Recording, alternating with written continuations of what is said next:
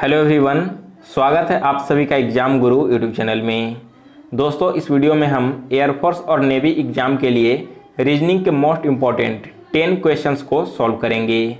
सबसे पहले आप वीडियो को रोक कर क्वेश्चन को खुद से सॉल्व करने की कोशिश कीजिए, क्योंकि यह एक प्रैक्टिस पेपर का वीडियो है और आप लोग पहले खुद से क्वेश्चन को सॉल्व कीजिए। अगर नहीं सॉल्व होता है तो फिर हमारा सॉल्यूशन देखिएगा।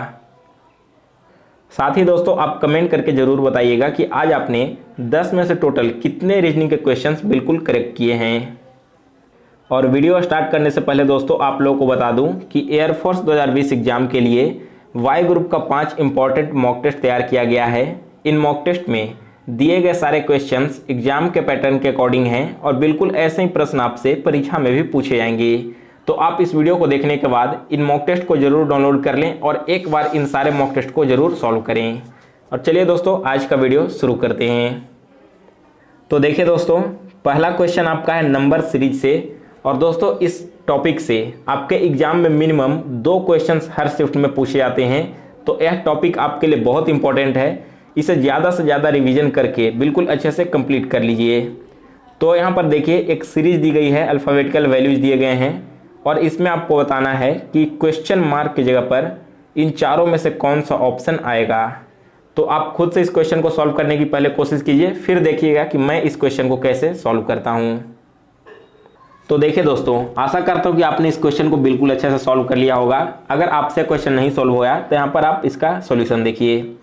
सबसे पहले शुरू के जो 2 डिजिट्स दिए गए हैं एक्स और आर, इन दोनों को ध्यान दीजिए। एक्स और आर के बीच में अगर आपसे हम डिफरेंस पूछेंगे कितने नंबर का आता है, तो क्या होगा यहाँ पर देखिए, एस टी यू वी और डब्ल्यू, इसके बाद एक्स आता है। तो इन दोनों के बीच में टोटल कितने नंबर्स आ रहे हैं? 2, 2, 4 और 5। यानी कि दोस्तों, पहला और सेकंड नंबर दोनों के बीच में 5 डिजिट का डिफरेंस आ रहा है। उसी प्रकार से हमें तीसरा डिजिट तो फाइंड करना है ना, तो इसे स्किप करके इसके आगे वाले टर्म को ध्यान से देखिए। आई और एफ, इन दोनों के बीच का डिफरेंस हमें यहाँ पर फाइंड करना होगा। तो देखिए, एफ के बाद जी आता है, फिर एच आता है और आई आता है। तो आप देख रहे हो कि यहाँ पर 2 डिजिट का डिफरेंस है। उसी प्रकार से अगर हम लोग डी और एफ के बीच में देखें तो 1 डिजिट का डिफरेंस है केवल ई का, और सी और डी के बीच में 0 है। तो आपने देखा यहाँ पर दोस्तों कि पहले वाले नंबर्स में जितने डिजिट का डिफरेंस आ रहा है ना, इसके आगे उतने ही डिजिट कम होते जा रहे हैं। तो क्वेश्चन मार्क की जगह पर ऐसा कौन सा डिजिट आएगा जिसके और आर के बीच में केवल 4 का डिफरेंस हो? तो ध्यान दीजिए, अगर हम यहाँ पर ऑप्शन बी को रखते हैं एम, यानी कि अगर दोस्तों क्वेश्चन मार्क की जगह पर एम आएगा और इस साइड में आर है, तो देखिए एम के बाद एन, ओ, पी और क्यू, बीच में कितने का डिफरेंस आ रहा है? बीच में 4 डिजिट का डिफरेंस आ रहा है ना। और एक्स और आर के बीच में हमने पहले ही पता लगा लिया था कि 5 डिजिट का डिफरेंस है। यानी कि दोस्तों, यही ऑप्शन आपका करेक्ट आंसर होगा, क्योंकि पहले दोनों डिजिट के बीच में 5 का डिफरेंस है। तो सेकंड और थर्ड, ये जो दोनों डिजिट्स आएंगे ना, इन दोनों के बीच में 4 का डिफरेंस होना चाहिए और यहाँ पर 4 का डिफरेंस हो भी रहा है। सो ऑप्शन बी इस क्वेश्चन का करेक्ट आंसर है। दोस्तों, आप लोग एग्जाम से पहले जितने भी अल्फ़ाबेटिकल वैल्यू हैं, यहाँ पर ए से लेकर जेड तक और जेड से लेकर ए तक, यानी कि रिवर्स ऑर्डर में भी आपको बिल्कुल अच्छे से याद होने चाहिए। अगर आपको यह अल्फ़ाबेटिकल वैल्यू याद नहीं है तो एग्जाम में काफ़ी समय लग जाएगा इस तरह के क्वेश्चंस को सॉल्व करने में। और आप सभी को मालूम है कि एयरफोर्स के एग्जाम में बहुत ही कम समय दिया जाता है, तो आप इसे एक बार जरूर याद कर लें। चलिए अब सेकेंड क्वेश्चन की ओर बढ़ते हैं। अगला क्वेश्चन फिर से देखिए, नंबर सीरीज से ही है। इसमें से आपको बताना है कि 4 ऑप्शंस में से 3 ऑप्शन बिल्कुल एक समान है, जबकि एक जो ऑप्शन है ना, वो बाकियों से अलग है। तो वो ऑप्शन खोजना है और बताना है कि करेक्ट आंसर उसका क्या होगा और किस प्रकार से वह बाकियों से अलग है। तो ध्यान दीजिए दोस्तों, यहाँ पर यह सीरीज कैसे तैयार की गई है। इसके लिए आपको सबसे पहले ऑप्शन फर्स्ट को देखना होगा। तो देखिए, ऑप्शन फर्स्ट में जो डिजिट दिए गए हैं यू, वी, वाई, सी और एच, यहाँ पर 5 डिजिट दिए गए हैं। तो अगर यहाँ पर u में आप 1 ऐड करते हो ना, तो इसका वैल्यू v हो जाता है, यानी कि u + 1 v। उसी प्रकार से अगर आप v में 3 ऐड करोगे तो इसका वैल्यू y आता है। y में अगर आप 4 ऐड करोगे तो इसका वैल्यू आएगा c, और c में अगर आप 5 ऐड करोगे तो इसका वैल्यू h आएगा। तो दोस्तों यहाँ पर आपने देखा कि यह सीरीज कैसे बढ़ रही है। सबसे पहले 1 ऐड करना है, फिर हमें 3 ऐड करना है, फिर 4 ऐड करना है और 5 ऐड करना है। तो बिल्कुल इसी रूल को फॉलो करते हुए ऑप्शन ए, सी और डी ये तीनों आगे बढ़ रहा है। यहाँ पर अगर हम ऑप्शन सी की भी बात कर लें तो जी में 1 ऐड करने पर एच मिलेगा, एच में 3 ऐड करने पर हमें के मिलेगा, के में 4 ऐड करने पर हमें ओ मिलेगा और ओ में 4 ऐड करने पर टी मिलेगा। बिल्कुल उसी तरह से ऑप्शन डी भी फॉलो करता है। लेकिन यहाँ पर देखिए ऑप्शन जो बी है ना, इसमें जे में 1 ऐड करने पर के तो हमें प्राप्त हो रहा है। उसी प्रकार से अगर हम के में यहाँ पर 3 ऐड कर देते हैं तो एन प्राप्त हो रहा है, और एन में अगर हम 4 ऐड कर देते हैं तो यहाँ पर आर भी प्राप्त हो रहा है। लेकिन दोस्तों यहाँ पर आर के बाद हमें क्या करना होगा, 5 ऐड करना होगा ना। 5 ऐड करोगे आप अगर आर में तो डब्ल्यू आना चाहिए, लेकिन यहाँ पर वी दिया गया है, यानी कि लास्ट वाले टर्म में भी 4 ही ऐड किया गया है, जो कि इस सीरीज से बिल्कुल अलग है। इसलिए ऑप्शन बी इस क्वेश्चन का करेक्ट आंसर है। अगला क्वेश्चन फिर से देखिए। तीसरा क्वेश्चन भी बहुत इंपॉर्टेंट है दोस्तों, और एक क्वेश्चन आपके एग्जाम में इस टॉपिक से लगभग हर शिफ्ट में पूछा जाता है। क्वेश्चन क्या है, किसी कूट भाषा में यदि इस वर्ड को इस प्रकार से लिखा जाता है तो डेवलप को कैसे लिखेंगे। आपको कूट भाषा वाले क्वेश्चंस कैसे सॉल्व करने हैं उसे यहाँ पर ध्यान से देखिए। कोड कैसे किया गया है, सबसे पहले यहाँ पर ध्यान दीजिए कौन कौन से वर्ड यूज किए गए हैं। तो पहला वर्ड है वाई, फिर इसके बाद है ओ, फिर है जी, एच, यू, आर और टी। अब दोस्तों यहाँ पर मैंने आपको इस वीडियो का स्टार्टिंग में ही बोला था कि जितने भी ये अल्फ़ाबेट हैं इन सभी का अल्फ़ाबेटिकल वैल्यू आपको याद होना चाहिए। तो अगर आपको ये अल्फ़ाबेटिकल वैल्यू याद होगा तो आप जानते होंगे कि वाई का अल्फ़ाबेटिकल वैल्यू 25 होता है, ओ का अल्फ़ाबेटिकल वैल्यू 15 होता है, जी का अल्फ़ाबेटिकल वैल्यू 7 है, एच का अल्फ़ाबेटिकल वैल्यू 8 है, यू का 21 है, आर का 18 है और टी का 20 होता है। अब देखिए जो कोडिंग किया गया है वो बिल्कुल इसी से मैच कर रहा है ना। यानी कि दोस्तों यहाँ पर जितने भी टर्म यानी कि जितने भी अल्फ़ाबेट यूज किए गए हैं उन सभी का अल्फ़ाबेटिकल वैल्यू यहाँ पर कंटिन्यूअस फॉर्म में रख दिया गया है। तो हम क्या करेंगे, डेवलप का भी अल्फ़ाबेटिकल वैल्यू फाइंड करेंगे और उसे एक सीरीज में रख देंगे। तो देखिए सबसे पहले डी है ना, डी का अल्फ़ाबेटिकल वैल्यू 4 होता है। इसके बाद ई है, ई का अल्फ़ाबेटिकल वैल्यू 5 है।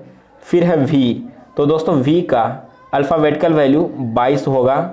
फिर इसके बाद ई है, ई का वैल्यू यहाँ पर 5 होगा। इसके बाद एल है, तो दोस्तों एल का वैल्यू 12 होगा, ओ का वैल्यू यहाँ पर 15 होगा और पी का वैल्यू 16 होगा।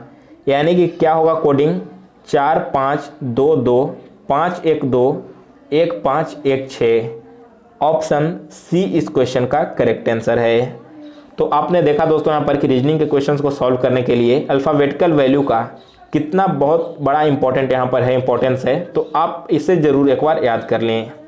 अब चलिए नेक्स्ट क्वेश्चन देखते हैं, क्वेश्चन नंबर 4। फिर से वही क्वेश्चन है, निम्नलिखित श्रृंखला में प्रश्नवाचक चिन्ह के स्थान पर कौन सा अक्षर समूह आएगा। यहाँ 4 सीरीज दिए गए हैं और आपको बताना है कि 5वें नंबर पर यानी कि क्वेश्चन मार्क की जगह पर कौन सा नंबर आएगा। ध्यान दीजिए दोस्तों, इस तरह के क्वेश्चंस अगर आपसे पूछ लिए जाएं अक्षर समूह वाले और आपसे लास्ट टर्म फाइंड करना होता है ना, तो कैसे सॉल्व करना है।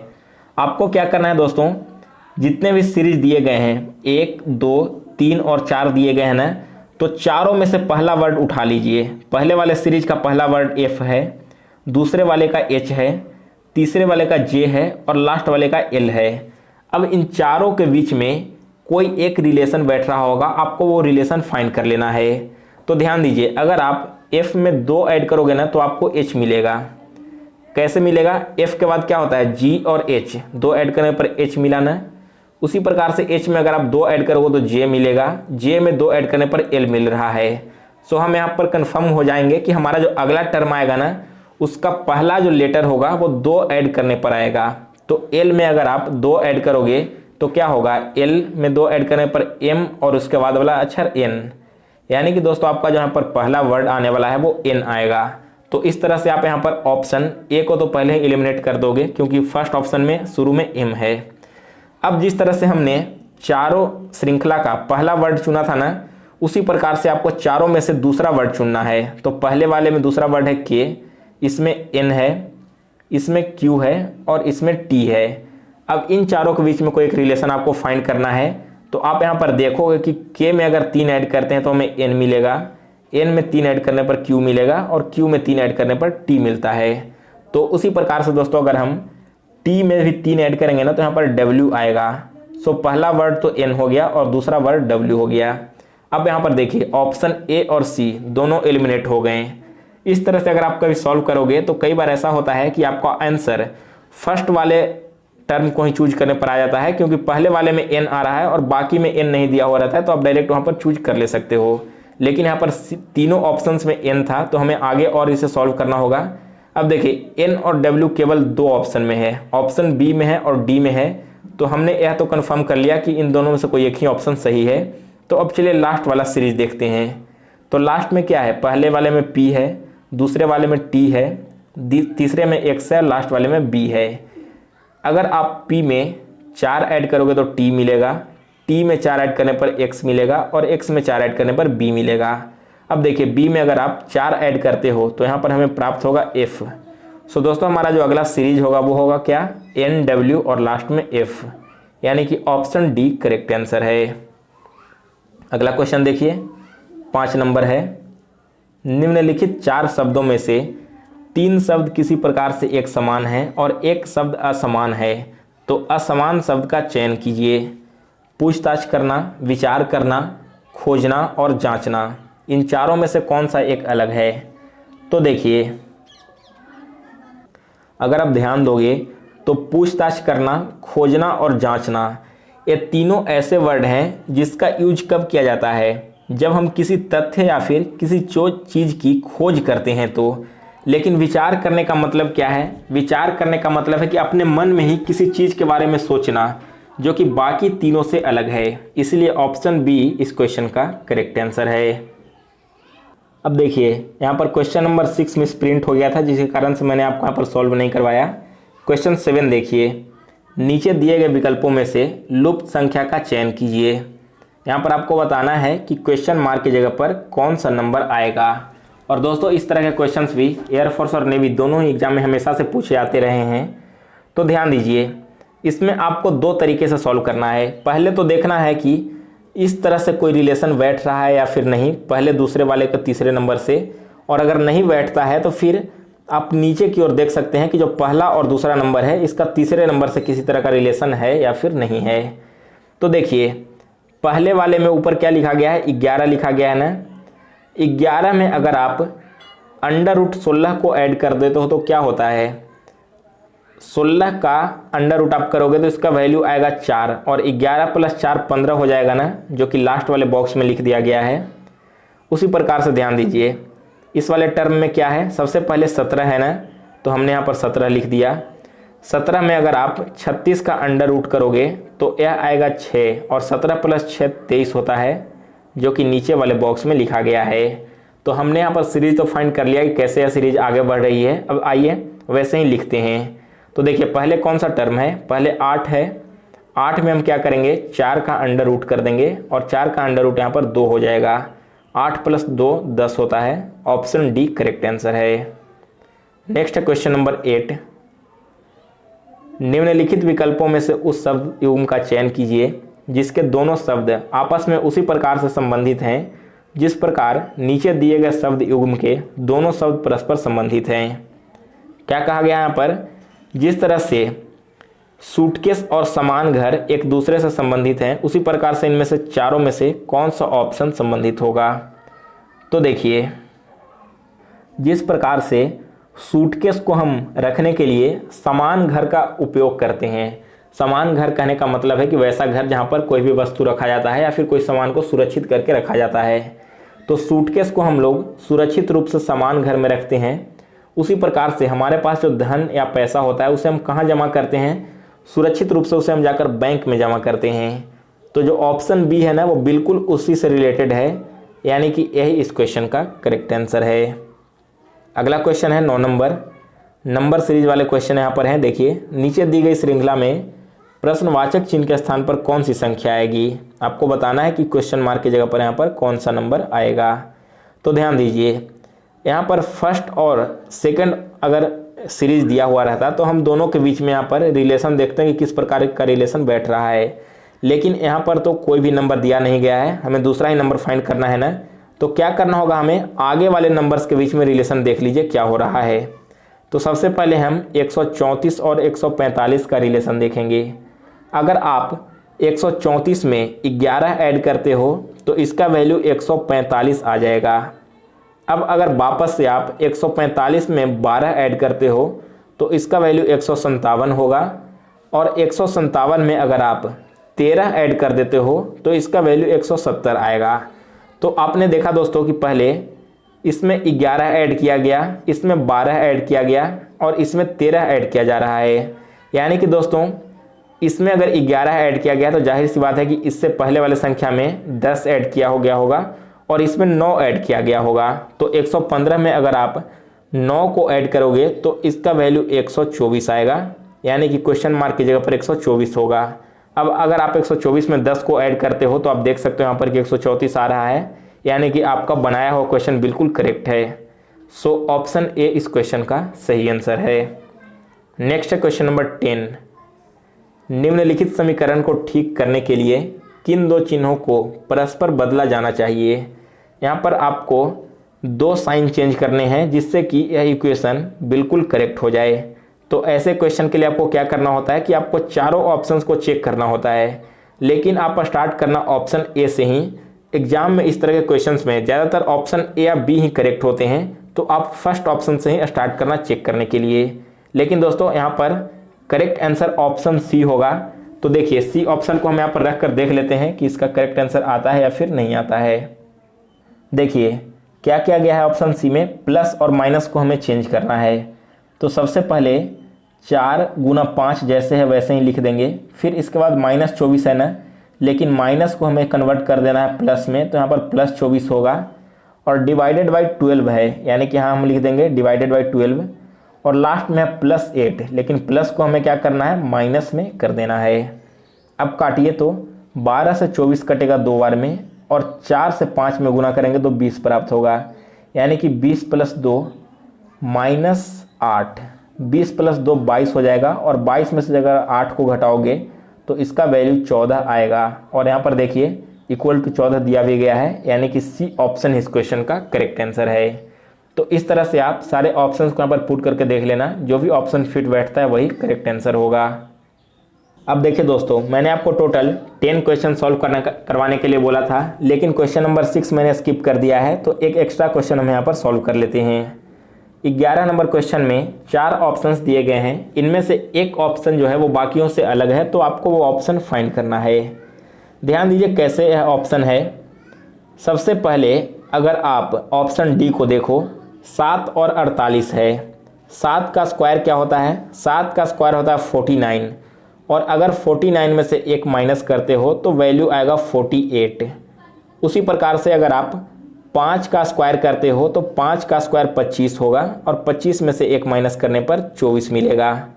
वापस से बिल्कुल इसी रूल को फॉलो करते हुए अगर आप 11 का स्क्वायर निकालते हो तो यह आएगा 121 और 121 में से 1 माइनस करने पर हमें मिलेगा 120। यानी कि दोस्तों यहाँ पर पहले वाले नंबर का स्क्वायर करके 1 माइनस कर दिया जा रहा है, तो हमें दूसरा नंबर प्राप्त हो रहा है। तो यह जो रूल है ना वो केवल ऑप्शन बी, सी और डी ही फॉलो कर रहा है। अगर आप ऑप्शन ए को देखोगे तो 13 का स्क्वायर क्या होता है, 13 का स्क्वायर होगा 169 और 169 में से 1 माइनस करने पर हमें वहाँ पर 168 आना चाहिए था, लेकिन यहाँ पर 170 लिखा गया है जो कि 1 प्लस करने पर आता है। सो इसी कारण से ऑप्शन ए बाकियों से अलग है और यही करेक्ट आंसर है। अब दोस्तों एक लास्ट क्वेश्चन जिसका आंसर आपको कमेंट सेक्शन में बताना है। तो देखिए क्वेश्चन क्या है, जिस प्रकार से राजनीति विज्ञान यानी कि पॉलिटिकल साइंस का संबंध सामाजिक विज्ञान से है यानी कि सोशल स्टडीज से, उसी प्रकार से रसायन विज्ञान यानी कि केमिस्ट्री का संबंध किससे है। तो आप इस क्वेश्चन का करेक्ट आंसर हमें कमेंट करके बताइए। और अगर आपको आज की वीडियो पसंद आई हो तो इसे लाइक कीजिए, शेयर कीजिए। इस चैनल पर नए हो तो इस चैनल को सब्सक्राइब करके बेल नोटिफिकेशन को ऑन कर लें। और आपने अभी तक अगर हमें इंस्टाग्राम पर फॉलो नहीं किया है तो मेरा इंस्टा आईडी आपको डिस्प्ले पर दिख रहा होगा, इस आईडी से हमें फॉलो भी कर लें।